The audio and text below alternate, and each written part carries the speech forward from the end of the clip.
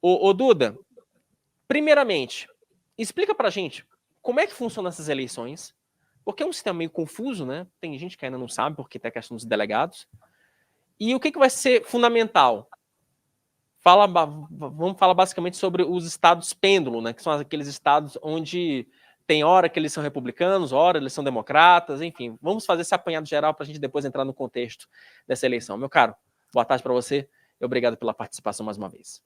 Boa tarde. Bom, Wilson, os Estados Unidos são uma federação de verdade. Eles nasceram, eram 13 colônias separadas, que em algum momento falaram assim: olha, a gente vai ser mais forte ali em política externa se a gente se unir num país só.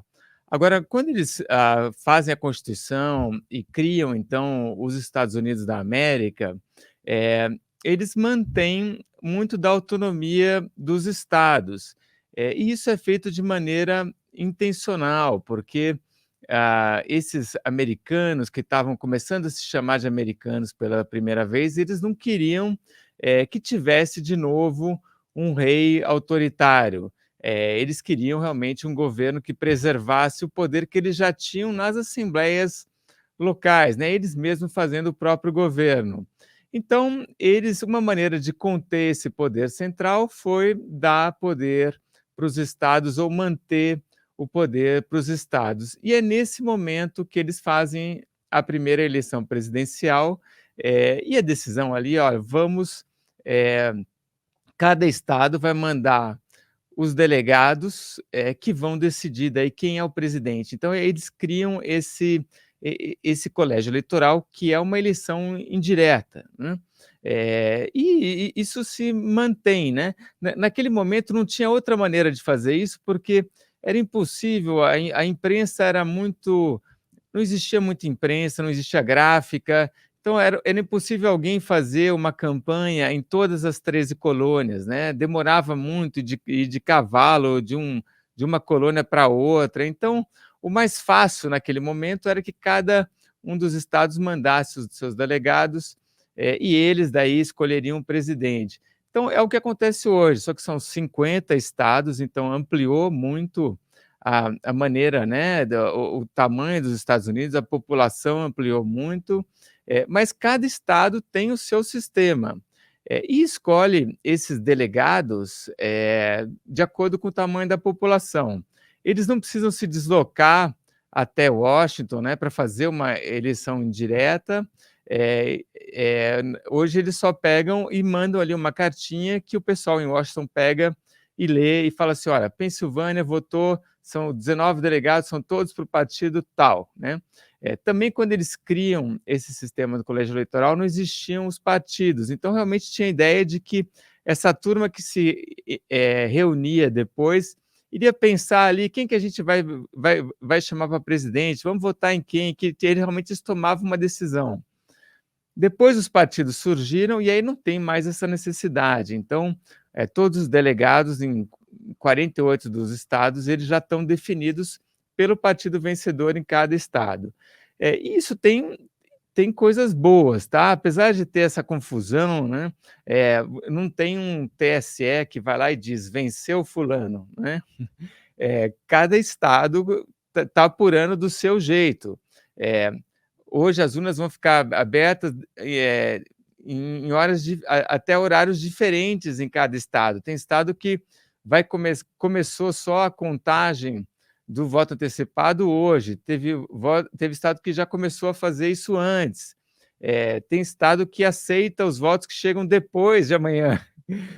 Então, cada estado faz do seu jeito, tanto é assim que essa confusão enorme faz com que quem proclame o vencedor geralmente sejam os canais de televisão, né, que estão acompanhando as eleições, a contagem em vários dos estados.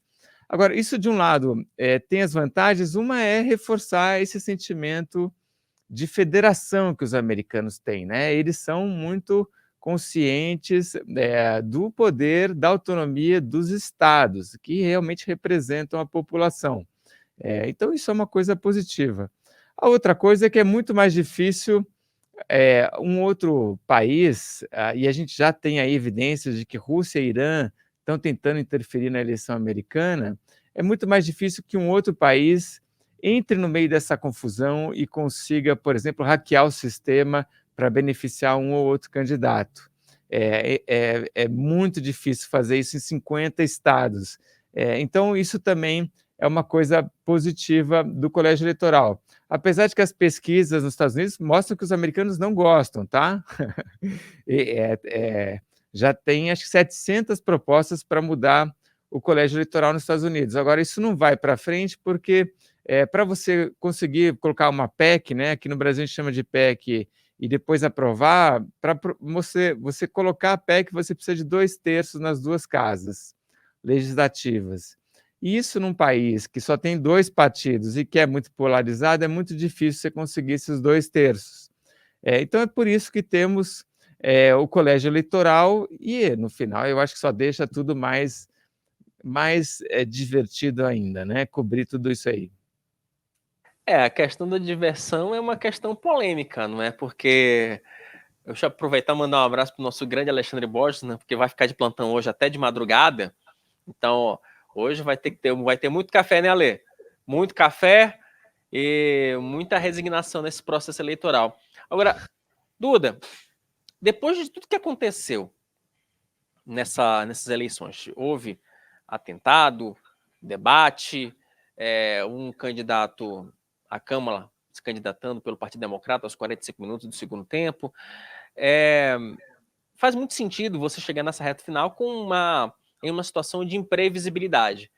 Ontem nós já falávamos aqui, o Trump ele está um passinho na frente, mas como a eleição, o voto não é obrigatório, e como você explicou agora há pouco, Duda, você tem uma diferença de condução do processo eleitoral em cada estado, é muito difícil qualquer instituto de pesquisa prever alguma coisa, né, amigo?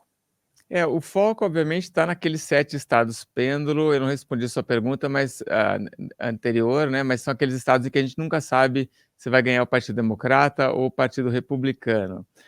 E aí, nos outros 43, a gente já sabe quem vai ganhar, se é o Partido Democrata ou Republicano. Nesses 7 é onde paira a dúvida. E os levantamentos de hoje, tá, Wilson? Mudou um pouquinho a situação de ontem para hoje. A Economist dá a Câmara um pouquinho mais à frente que o Trump no colégio eleitoral, e o site 538 também põe a Kamala Harris à frente do Trump. Então, ela teve, parece que, uma melhora aí nesse último dia. Aí, o que a gente pode, então, observar hoje à noite, tá? Porque uma hora vamos ter que parar de falar dessas pesquisas, desses levantamentos, porque no final a conclusão é sempre pode dar qualquer um, né? Mas hoje é importante, a Geórgia e a Carolina do Norte são 2 estados em que a apuração deve fechar mais cedo. Nesses estados é mais provável que o Trump seja vencedor, e o Trump precisa desses 2 estados para vencer e se tornar de novo presidente dos Estados Unidos. Vencendo esses 2, bastaria para o Trump ganhar a Pensilvânia e ele está eleito. Então, para hoje, tá? Para hoje à noite, acho que o Alexandre Borges vai estar de olho nisso, olhar o resultado de Geórgia e Carolina do Norte e ver se deu Trump. Se deu Trump, então o Trump continua com chance. Se não deu Trump, aí a Kamala Harris vai ter muito mais chance. Porque ali nos estados o que chamam o Blue Wall, né? As pessoas às vezes chamam de muralha azul, paredão azul, mas Wisconsin, Michigan, que são aqueles que a Kamala Harris tem preferência. Então, como ela deve ir melhor nesses 2, o Trump precisa vencer na Geórgia e na Carolina do Norte, e isso é o que a gente vai saber hoje à noite.